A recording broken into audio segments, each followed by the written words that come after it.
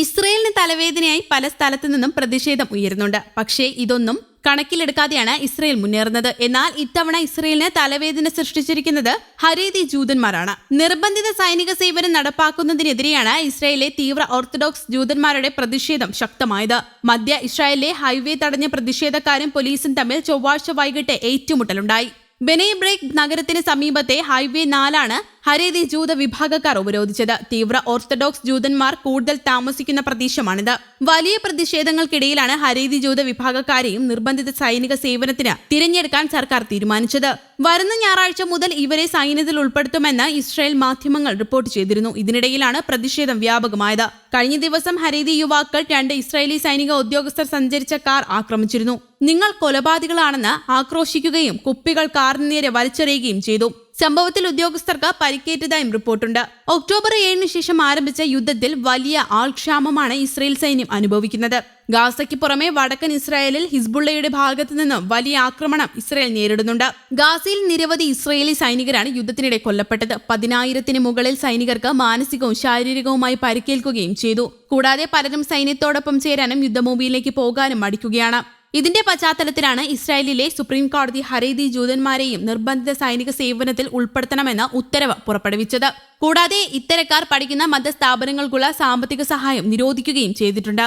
Israel ജനസംഖ്യയുടെ 13% വരും ഹരീതി ജൂതന്മാർ. ഇവരിൽപ്പെട്ട ഏകദേശം 99 ലക്ഷം പേർ നിലവിൽ സൈനിക സേവനം അനുഷ്ഠിക്കുന്നില്ല. പകരം ഇവരുടെ ജീവിത മതഗ്രന്ഥമായ തോറ പഠിപ്പിക്കാനായി സമർപ്പിച്ചിരിക്കുകയാണ്. 18 വയസ്സിന് മുകളിലുള്ള എല്ലാവരും സൈന്യത്തിൽ സേവനമനുഷ്ഠിക്കണമെന്നാണ് ഇസ്രായേൽ നിയമം. പുരുഷന്മാർക്ക് 32 മാസവും സ്ത്രീകൾക്ക് 24 മാസവുമാണ് നിർബന്ധിത സൈനിക സേവനം. എന്നാൽ ഇതിൽ നിന്ന് ഹരീതികളെ ഒഴിവാക്കിയത് പതിറ്റാണ്ടുകളായി തുടരുന്ന തർക്ക വിഷയമാണ്. ഇതാണ് ഗാസ യുദ്ധത്തിന്റെ പശ്ചാത്തലത്തിൽ രൂക്ഷമായിരിക്കുന്നത്. 21% വരുന്ന അറബ് ന്യൂനപക്ഷവും സൈനിക സേവനത്തിൽ നിന്ന് ഒഴിവാക്കപ്പെട്ടിട്ടുണ്ട്. പഠനം ഉപേക്ഷിച്ചവരെ അടക്കം സൈന്യത്തിൽ ചേർക്കാനായി അധികൃതർ ജൂത സെമിനാരി തലവന്മാരുമായി ചർച്ചകൾ നടത്തി വരികയാണ്. സൈന്യത്തിൽ ഹരീതികൾക്ക് മാത്രമായി യൂണിറ്റ് ആരംഭിക്കുന്ന കാര്യവും പരിഗണനയിലുണ്ട്. എന്നാൽ സൈന്യത്തിലേക്കുള്ള റിക്രൂട്ട് അവഗണിക്കണമെന്ന് പല പുരോഹിതന്മാരും വിദ്യാർത്ഥികളോട് നിർദ്ദേശിച്ചിട്ടുണ്ട്. ഹരീതി വിഭാഗക്കാരെ ഇതിൽ നിന്ന് ഒഴിവാക്കണമെന്ന് മതപുരോഹിതനായ മുൻ സെഫേർദി ചീഫ് റബി ഇസാഖ് പറഞ്ഞു. തോറയുടെ പുത്രന്മാരായ പണ്ഡിതന്മാരെ സൈനിക സേവനത്തിൽ നിന്ന് ഒഴിവാക്കണം. നിലവിൽ പഠനം നിർത്തിയവരെയും സൈന്യത്തിലേക്ക് അയക്കരുത്.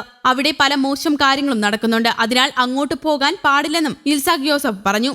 നിർബന്ധിത സൈനിക സേവനം നടപ്പാക്കിയാൽ ഇസ്രയേലിൽ നിന്ന് കൂട്ടത്തോടെ രാജിവിടുമെന്ന് ഇദ്ദേഹം നേരത്തെ സർക്കാരിന് മുന്നറിയിപ്പ് നൽകിയിരുന്നു. നിങ്ങൾ ജനങ്ങളെ സൈന്യത്തിൽ ചേരാൻ നിർബന്ധിച്ചാൽ എല്ലാവരും വിദേശത്തേക്ക് പോകുമെന്ന് യോസഫ് വ്യക്തമാക്കി. ഞങ്ങൾ സ്വന്തമായി ടിക്കറ്റ് എടുക്കും. ഞങ്ങളെ സൈന്യത്തിലേക്ക് നിർബന്ധിക്കാനാകില്ല. സർക്കാരും ഇതിന് കൂട്ടുനിൽക്കുകയാണ്. മതപഠന സ്ഥാപനങ്ങളില്ലെങ്കിൽ സൈന്യത്തിന് വിജയിക്കാനാകില്ലെന്ന് ഈ മതേതര ആളുകൾ മനസ്സിലാക്കണമെന്നും അദ്ദേഹം പറഞ്ഞു. 2013 യോസഫിന്റെ പിതാവും മുൻ ചീഫ് റബിയുമായ ഒവാഡിയ യോസഫും സമാന പ്രസ്താവന നടത്തിയിരുന്നു. സൈനിക സേവനത്തിന് നിർബന്ധിക്കുകയാണെങ്കിൽ ദൗർഭാഗ്യവശാൽ നമുക്ക് ഇസ്രായേലിൽ നിന്ന് പോകേണ്ടി വന്നേക്കാമെന്നും അദ്ദേഹം പറഞ്ഞിരുന്നു. News desk Kerala Kaumudi.